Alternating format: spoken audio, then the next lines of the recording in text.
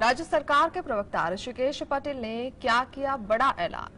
SC/ST आरक्षण में नहीं होगा कोई बदलाव। चुनाव में यह ऐलान का कैसे होगा असर।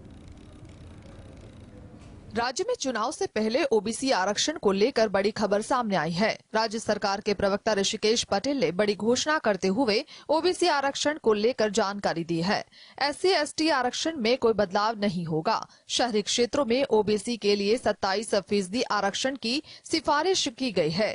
ओबीसी को 27% छूट दी गई है। स्थानीय स्वराज्य चुनाव में 10% आरक्षण का पूर्व प्रावधान जारी रहेगा। स्थानीय स्वराज्य संस्था में ओबीसी के लिए 27% आरक्षण की घोषणा की गई है। शहरी क्षेत्रों में SC/ST और ओबीसी के लिए 50% आरक्षण की सिफारिश की गई है। ST પોપ્યુલેશન હોય ત્યાં વસ્તીના પ્રમાણે સીટો આપવાની છે। 25% થી 50% સુધીની વસ્તી હોય, 25% કે 25% થી 50% સુધીની જ્યાં વસ્તી હોય ત્યાં આગળ નિયમ પ્રમાણે ત્યાં 50% બેઠકો આપવી એનું રિઝર્વેશન છે। એટલે ત્યાં આગળ ઓબીસીનું પ્રતિનિધિત્વ ઘટી જાય એવી પરિસ્થિતિમાં રાજ્ય સરકારે નિર્ણય કર્યો છે કે ત્યાં પણ જે ભૂતકાળમાં 10% ઓબીસી બેઠકો હતી એને ચાલુ રાખે। राज्य सरकार के प्रवक्ता ऋषिकेश पटेल ने आज प्रेस कॉन्फ्रेंस में कहा कि SC/ST के आरक्षण में कोई बदलाव नहीं होगा। जिला, तालुका, ग्राम्य पंचायत में 27% ओबीसी आरक्षण की सिफारिश की गई है। शहर इलाकों में ओबीसी के लिए 27% आरक्षण की सिफारिश की गई है। शहरी क्षेत्रों में SC/ST ओबीसी के लिए 50% की सिफारिश की गई है। ओबीसी के लिए 10% सीटें यथावत रहेगी, जिसको लेकर अब स्थानीय स्वशासन चुनावों का मार्ग प्रशस्त हो गया है। Bureau report, GSTV। अगस्त मास अपने अंतिम चरण में है। ऐसे में सितंबर से कई ऐसे बदलाव होने जा रहे हैं जिसका सीधा असर आपकी जेब पर पड़ेगा। सितंबर में क्या होंगे बड़े बदलाव। सितंबर 2023 में क्रेडिट कार्ड से लेकर फ्री आधार अपडेट तक कई ऐसे बदलाव होने जा रहे हैं जिनका सीधा असर आम आदमी पर पड़ेगा। आइए हम आपको इन चीजों के बारे में जानकारी दे रहे हैं कि क्या है नया नियम और क्या है वह नियम की अंदर की बात। अगर आप अपना आधार फ्री में अपडेट करना चाहते हैं तो यह आपके लिए आखिरी मौका है। UIDAI ने फ्री आधार अपडेट की डेडलाइन 14 सितंबर तक तय की है। रुपए 2000 के नोट भी 30 सितंबर 2023 को खत्म हो रहे हैं। ऐसे में आप जल्द से जल्द बैंक की छुट्टियों की लिस्ट चेक करके 2000 रुपए का नोट बैंक में जमा करा दे। अगर आपके डिमेट अकाउंट में नॉमिनेशन प्रक्रिया पूरी नहीं की है तो 30 सितंबर के अंदर यह काम पूरा कर दे। नामांकन के बिना सेबी खाते को निष्क्रिय घोषित कर देगा। अगर आप SBI की वीकेयर स्कीम में निवेश करना चाहते हैं तो आपके पास आखिरी मौका है। इस खास योजना की समय सीमा 30 सितंबर 2023 को खत्म हो रही है। इस योजना का लाभ केवल वरिष्ठ नागरिक ही उठा सकते हैं। ऐसे में इन्हें आम जनता की तुलना में 5 से 10 साल की FD पर 100 बेसिस पॉइंट का फायदा मिलता है। ब्यूरो रिपोर्ट, जी। सभी के लिए 200 रुपए सस्ता हुआ LPG सिलेंडर। मोदी सरकार का रक्षाबंधन पर तोहफा। इस पर क्या बोला विपक्ष। मोदी सरकार ने ओणम और रक्षाबंधन के मौके पर बड़ा तोहफा दिया है। कैबिनेट की बैठक के बाद केंद्रीय मंत्री अनुराग ठाकुर ने बताया कि सभी उपभोक्ताओं के लिए गैस सिलेंडर के दाम 200 रुपए कम किए जाएंगे। अनुराग ठाकुर ने कहा, ओणम और रक्षाबंधन के पर्व पर 200 रुपए सिलेंडर के दाम कम किए जाने का फैसला लिया है। ये सभी लोगों के लिए है, बहनों के लिए बहुत बड़ा सौगात है।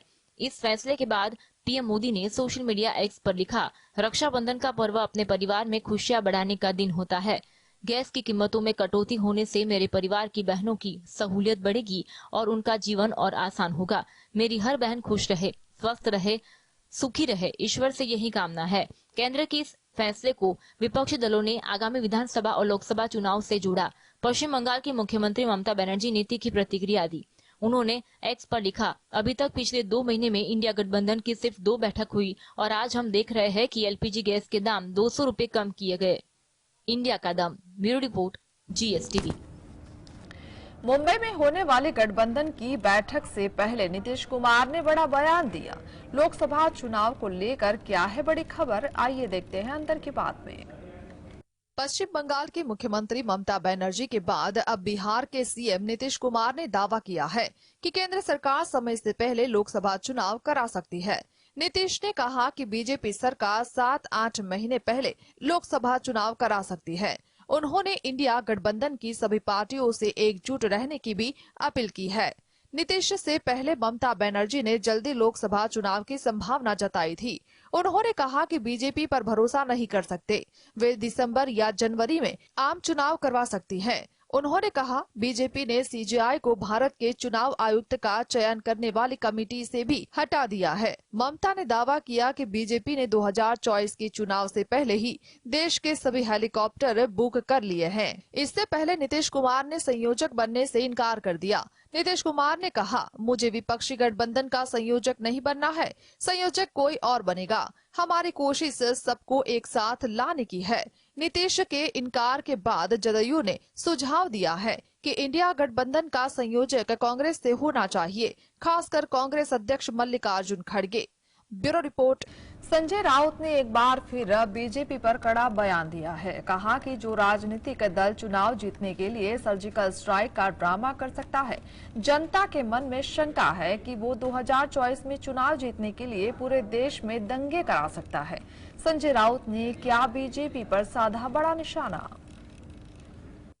महाराष्ट्र में जब से बीजेपी शिवसेना का गठबंधन टूटा है, तब से ही उद्धव ठाकरे के करीबी माने जाने वाले संजय राउत लगातार बीजेपी पर हमलावर है। एनडीए सरकार गिरने के बाद भी संजय राउत लगातार बीजेपी पर निशाना साधते रहे हैं और अब उन्होंने लोकसभा चुनाव को लेकर बड़ा बयान दिया है। संजय राउत ने कहा कि जो राजनीतिक दल चुनाव जीतने के लिए सर्जिकल स्ट्राइक का ड्रामा कर सकता है, जनता के मन में शंका है कि वो 2024 में चुनाव जीतने के लिए पूरे देश में दंगे करा सकता है। आगे कहा, यहाँ सत्य है जो राजनीतिक दल चुनाव जीतने के लिए सर्जिकल स्ट्राइक का ड्रामा कर सकता है। ऐसा आरोप है पुलवामा हुआ नहीं कराया गया। उसके अलावा देश में 2000 रुपए का नोट चलन से बाहर किया गया था। उस समय भी राउत ने आरोप लगाया था कि प्रधानमंत्री मोदी सन की राजा की तरह फैसला ले रहे हैं। बता दें कि 2000 रुपए के नोट को बैंक में जमा करने या बदलने के लिए 30 सितंबर तक का समय दिया गया था। Bureau report, GSTV। सूरज की स्टडी के लिए भारत का सूर्ययान 2 सितंबर 2023 को लॉन्च होगा। इसका नाम आदित्य L1 है। आदित्य को समझ आता है कि ये सूर्य का नाम है, लेकिन इसमें L1 क्या है, ये किस में काम आता है, क्या ये कोई जगह है।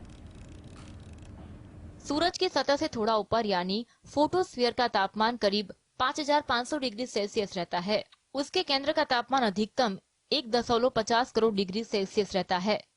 ऐसे में किसी यान का स्पेसक्राफ्ट यहाँ जाना संभव नहीं है। धरती पर इंसानों द्वारा बनाई गई कोई ऐसी वस्तु नहीं है जो सूरज की गर्मी बर्दाश्त कर सके। इसरो 2 सितंबर 2023 की सुबह 11:50 को आदित्य L1 मिशन लॉन्च करने जा रहे हैं। यह भारत की पहली अंतरिक्ष आधारित ऑब्जर्वेटरी है। आदित्य L1 सूरज से इतनी दूर तैनात होगा कि उसे गर्मी लगे, लेकिन यह मारा न जाए, खराब न हो, उसे इसी हिसाब से बनाया गया है। हमारे तारे यानी सूरज की अपनी ग्रेविटी है, यानी गुरुत्वाकर्षण शक्ति। धरती की अपनी ग्रेविटी है। अंतरिक्ष में जहां पर इन दोनों की ग्रेविटी आपस में टकराती है, वहां से सूरज की ग्रेविटी का असर शुरू होता है। भारत का सूर्ययान लैरेंज 0.1 यानी L1 पर तैनात होगा। सूरज हमारा तारा है। इससे ही हमारे सौर मंडल को ऊर्जा यानी एनर्जी मिलती है। इसकी उम्र करीब 450 करोड़ साल मानी जाती है। बिना सौर ऊर्जा के धरती पर जीवन संभव नहीं है। सूरज की ग्रेविटी की वजह से ही इसी सौर मंडल में सभी ग्रह टिके हैं। Bureau report. एक पोस्ट शेयर सामने आई है जिसमें चीन के ऑफिशियल मैप का 2023 एडिशनल जारी कर दिया गया है, लेकिन इस मैप में चीन अरुणाचल प्रदेश और अक्साई चीन पर अपना दावा कर रहा है। क्यों चीन बार बार भारत के क्षेत्र पर अपना दावा कर रहा है। भारत में अगले महीने होने जा रहे G20 समिट से पहले चीन ने एक बार फिर अपना रंग दिखा दिया है।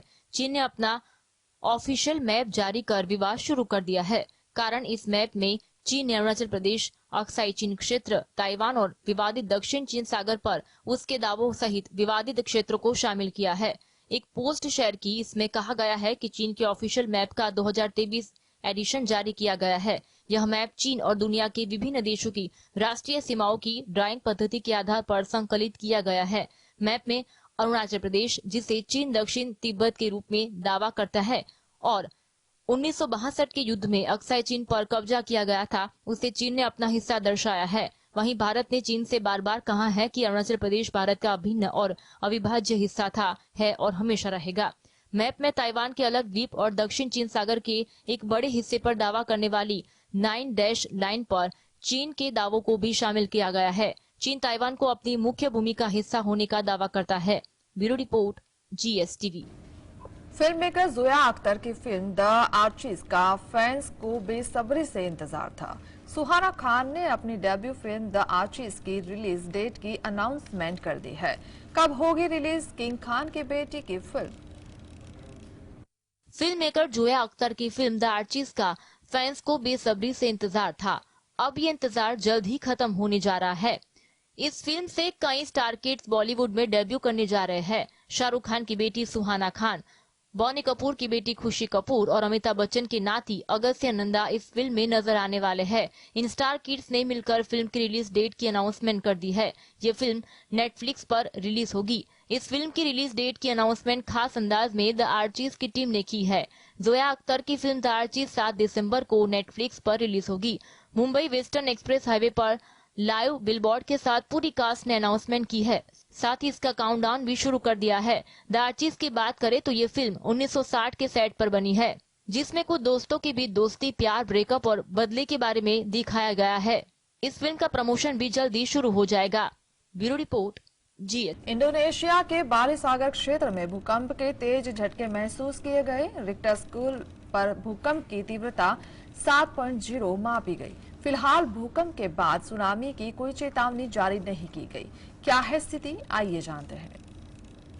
इंडोनेशिया के बाली सागर क्षेत्र में भूकंप के तेज झटके महसूस किए गए।